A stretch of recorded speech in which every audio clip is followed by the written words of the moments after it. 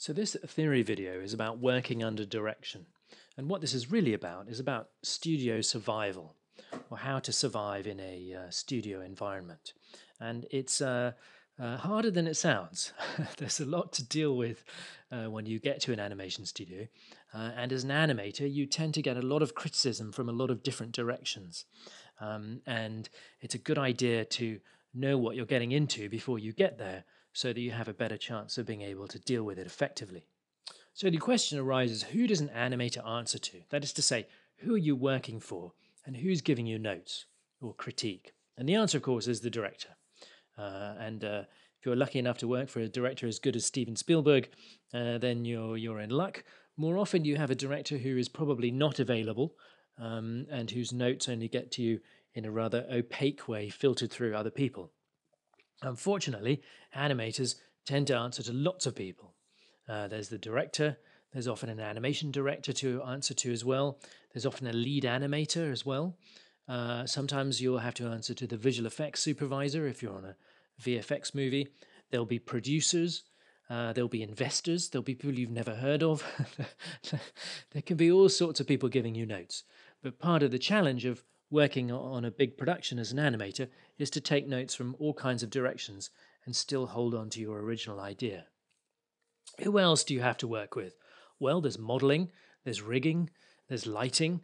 This is film, video, games. They're all collaborative mediums, and you have to work with lots of people. It's especially important as an animator to have a good relationship with the modeling department and the rigging department. Um, if you're not on good terms with rigging, then you can find that you don't get the tools that you need to do your job properly. And you should remember as an animator that the rig is never perfect. And it's a common whinge that you hear from animators on productions that the rig isn't right and they couldn't do their work because the rig wasn't good enough. You have to remember the rig is never perfect. And you will always have to work with the tools that you have available. And part of your job, part of being a professional animator, is to make a good job with the tools that you have, and that means doing the best with the rig that you've got. Now, animators really are actors. You're an actor with a pencil, or in this case, a mouse, or hopefully a Wacom tablet. And your job is to give a performance. This is Bill Teitler, by the way, one of the great Disney animators working here on Dumbo. He did Night on Bald Mountain and Fantasia, among other excellent work. And ultimately, what the producer and director will expect you to do is to create a performance that's worth watching. They want you to entertain. Your stuff should be fun, it should be interesting, it should be nice to look at. And that's in the end what it's all about, is creating entertaining stuff. Here's an example. Here's the Zigzag Walk, which was some work I did on The Thief and the Cobbler many years ago. And Zigzag had to walk in this strange kind of zigzagging fashion, like his name.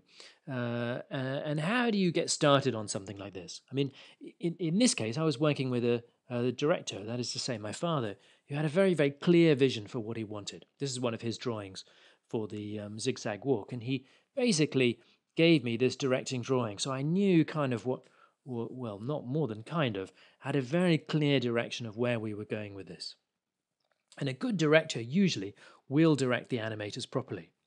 I've had the great privilege of working with Brad Bird on The Iron Giant. He's a very, very talented director. And he actually draws things out for you. On The Giant, we had a big whiteboard, and all the dailies, all the animation dailies would get projected on the whiteboard, and Brad would stand there with a dry erase marker, and he would draw out exactly what he wanted for you without hesitation. That's very unusual, that kind of clear, decisive directing. We loved Brad for it, because although in a way it gave us, the animators, less room for maneuver, it made that his direction was very, very clear. A good director, generally speaking, will put the camera in the right place, explain the shot to the animator, and tell you what the scene is about. However, the practical reality of working on an animated film or a visual effects movie means that you get very, very limited contact with the director.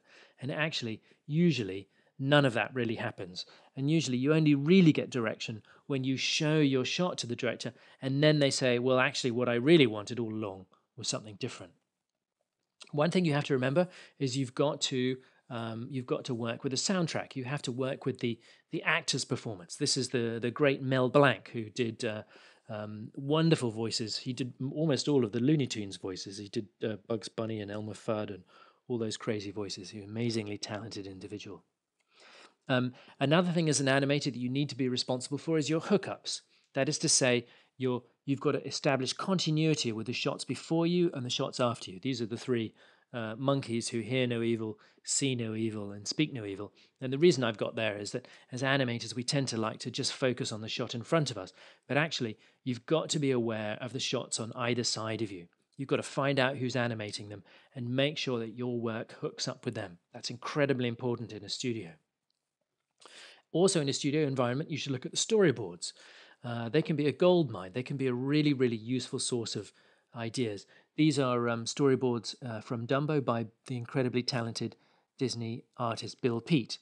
Storyboards aren't usually this beautiful, but even so, um, they can be an incredibly good source of information for you. Another thing you want to do is really think about what you're doing. I know that sounds trite, but you'd be amazed how many people just kind of start without really thinking about it first. So you've got to think about it. Are you delivering what the director wants? Is it consistent with the voice performance? You've got to think about this stuff. And you should act out the action. Find an action that feels convincing, feels believable. You always have the option of filming yourself acting something out, or else filming somebody else acting it out, and or even finding video reference. There's YouTube, Google, all kinds of ways nowadays of finding good reference. There's thumbnails. You'll always want to be doing good thumbnails. Sometimes directors will do thumbnail drawings for you, though that's relatively unusual. Here are some thumbnails that I did on the film Open Season. This is Boog saying, "Oh no, you won't," as he turns to Elliot. And actually, in this case, I was lucky because the director, Tony Stackey, who didn't like the way my shot was coming out, actually ended up doing some very, very clear thumbnails for me. And at that point, I really got what it was that he wanted. We had to double the shot in length, but it was beautiful because then I knew it was really, really clear. And he came from the story department, so he knew how to do good thumbnails. Here are some thumbnail sketches from Who Framed Roger Rabbit. This is Jessica Rabbit saying the famous line to Bob Hoskins, "You don't know how hard it is being a woman looking the way I do." And then she goes on to say, I'm not bad, I'm just drawn that way." It's probably the most famous line from the movie. And these are sketches from the director, again, from my father, and very, very clear drawings, very, very incredibly helpful for the animator to be able to use those kind of things. So you're always going to have to get direct feedback from the director. You're going to have to get their notes. You're going to have to find out what they think and satisfy the director's vision. Now, the question is, how early should you show your work when you're working with a director? I suggest if you're doing acting shots that you show rough poses timed down on stepped curves. You want enough information so that your idea comes across clearly. Typically, you shouldn't spend more than about a day and a half doing your rough poses. These are poses by Sean Mullen, very, very talented animator, showing his poses of Mr. Stout from the film Stuart Little. And you can see that the poses he's doing here, the rough poses, correspond very closely to his final poses. So, yeah, about a day, maximum two, to be blocking out a shot on stepped curves. You want to get it in front of the director as soon as you can, because guaranteed they will have notes, they will have criticisms, and you want to make sure that that you're able to address those criticisms. I think this video is going to run a little bit long here, so I'm just going to wrap this up now, and then in the second version, we'll go on to the next stage, which is whether to show shots singly or in continuity.